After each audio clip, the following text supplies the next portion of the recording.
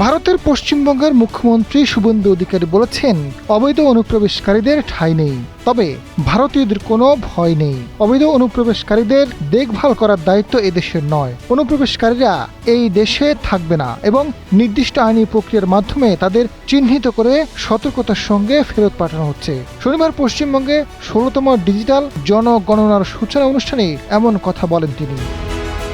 এদিকে হিন্দু, শিখ, বৌদ্ধ, জৈন, পার্সি ও খ্রিস্টান সম্প্রদায়ের মানুষ বাংলাদেশ সহ যে কোনো প্রতিবেশী দেশ থেকে আসুক না কেন তারা অনুপ্রবেশকারী নন। যথাযথ আইনি কাঠামোয় তারা শরণার্থী বলে মন্তব্য করেছেন শুভেন্দু অধিকারী। জনগণনার আনুষ্ঠানিক সূচনার মঞ্চ থেকেই রাজ্য রাজনীতি ও সীমান্ত সুরক্ষা নিয়ে এমন কড়া বার্তা দেন মুখ্যমন্ত্রী শুভেন্দু। তিনি জানান, রাজ্য সরকার কেন্দ্রীয় নির্দেশিকার বাইরে গিয়ে আলাদা কিছু করছে না। অবৈধ অনুপ্রবেশকারীরা এদেশে থাকবে না। নির্দিষ্ট আইনি প্রক্রিয়ার মাধ্যমে তাদের চিহ্নিত করে সতর্কতার সঙ্গে ফেরত পাঠানো হচ্ছে এবং আগামী দিনেও হবে। অনুপ্রবেশকারীদের দেখভাল করার দায়িত্ব ভারতের নয়।